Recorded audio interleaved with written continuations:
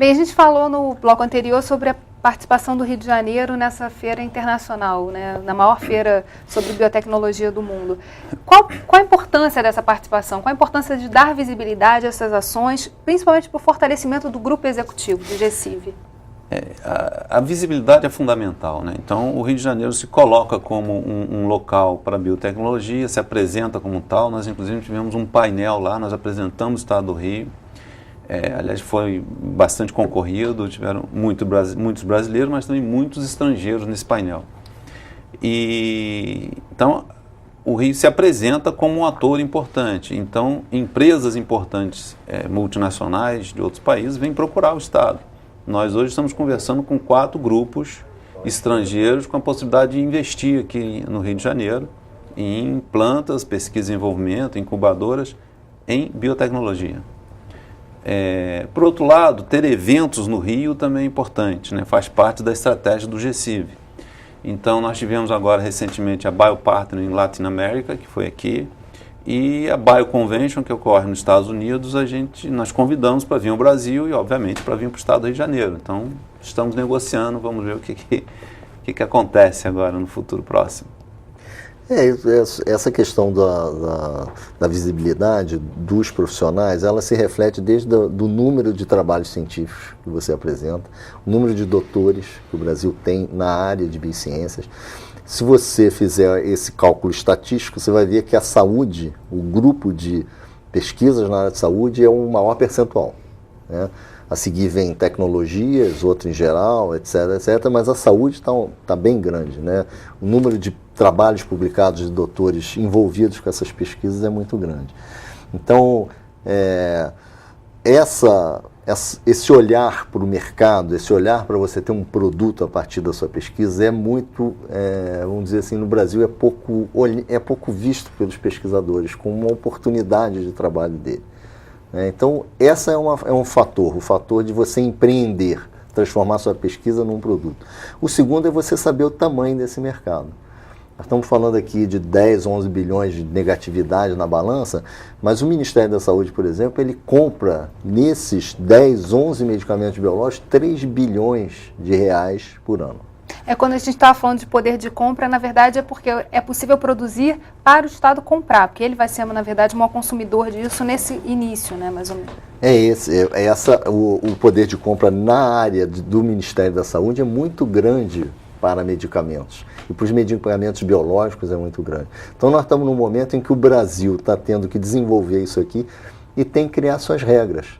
Como desenvolver um medicamento biológico aqui e como fazer ele ser registrado, porque não são registrados no Brasil. E o papel da Anvisa também, né, na desburocratização é fundamental. O papel da Anvisa é fundamental, ela que dita as regras, resoluções, enfim, toda a regulação é a Anvisa que dita.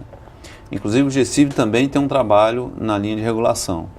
Nós estamos desenhando um projeto para fazer uma proposta à Anvisa, para ver se a gente tem... Não está muito claro ainda não, mas nós estamos com um projeto de agilizar o processo de certificação, de registro aqui no estado do Rio de Janeiro. Dando certo no Rio, obviamente vai poder ser espalhado para todo o país, né, para os outros estados. Como é que o Ministério faz isso? Ele tem que ter o que nós estamos chamando de um núcleo de inteligência da regulação, para nós podermos identificar esses grupos de medicamentos biológicos, que não são ainda regulamentados completamente no Brasil. Quem avançou nessa regulamentação foi os Estados Unidos e a Europa, Estados Unidos e Canadá e um pouco a Europa, a Alemanha, França, Espanha um pouco, e nós estamos a reboque disso. Então nós temos que fazer pesquisas clínicas aqui. Você perguntou ali como é que essa cadeia se move. Ela se move com as pessoas que têm que fazer pesquisas clínicas, tem que ter laboratórios de desenvolvimento, pessoas que vão dizer que aquela proteína é a mesma proteína que é encontrada na natureza. Então tem que ter laboratórios analíticos muito poderosos. A gente está falando muito de laboratório, mas tem outros setores da economia que podem alavancar, podem participar desse processo de desenvolvimento da biotecnologia. Agricultura, por exemplo.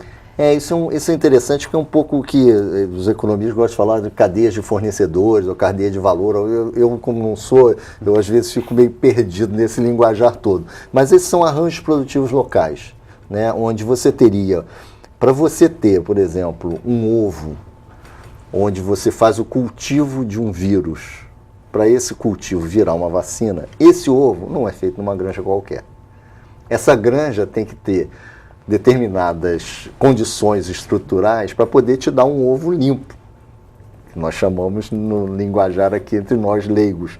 Mas é isso. Então, essa cadeia vai avançando. Nós temos que qualificar o fornecedor. Então, o pequeno produtor, o médio produtor, o grande produtor, nós temos que identificar esses valores. Você está falando em medicamentos vindo da área de alimentos, então, ou da área de cultivos, né, vegetais, etc. Você tem já os biomedicamentos.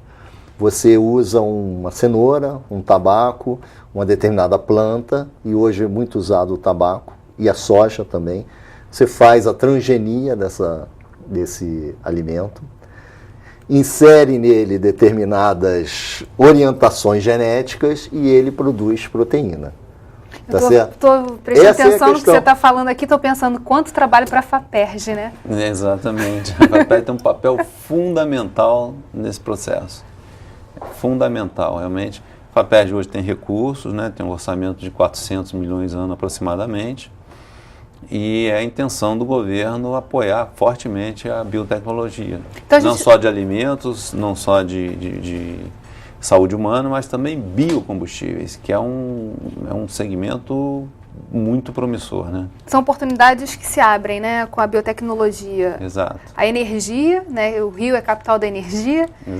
De alimentos, que a gente tem pouco território, mas tem um potencial de desenvolvimento bastante grande. E agora os medicamentos, que a gente se lembra com uma certa distância da participação do governo federal, né, dos institutos federais que tem aqui sediados no estado do Rio de Janeiro, sim, pensando nessa questão da medicina. Tem um potencial grande por aí, né? Muito grande. É o futuro. Eu não tenho dúvida que biotecnologia é o futuro. Em medicamentos você pode falar o seguinte, no tempo das nossas avós, eram os fitoterápicos, a homeopatia, etc. No tempo ali da guerra, do pós-guerra, veio a indústria química, onde você teve um grande desenvolvimento dos medicamentos químicos. E hoje você pode dizer uma nova geração de medicamentos, que são os biológicos. Apesar que a vacina já é chamada de imunobiológico, o soro que o Vital Brasil faz desde o século XIX, né, também é um imunobiológico, mas é essa função nova de você construir um medicamento a partir de uma proteína, de um aminoácido. É isso que faz... Trabalhar com inteligência, né? Esse é o grande ponto, né? Que pode gerar essa revolução. São, teoricamente, medicamentos que são muito mais puros no sentido do alvo que ele quer. Um antibiótico, mais ou menos, você toma e ele age no geral, atua, claro, mata as bactérias que tem dentro de você, etc.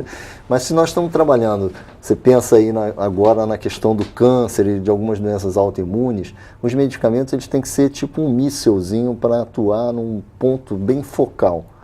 E esse é o avanço da biotecnologia também. Nós começamos a identificar essas variações entre determinadas doenças, ou viróticas, ou de transformação celular, e que a gente consegue identificar alguns pontos dela e lançar um medicamento ali, proibi-lo dele de avançar dentro do nosso organismo. Entendeu? Maravilha. Bem, infelizmente, nosso programa chegou ao fim. Já? Obrigada, Maurício.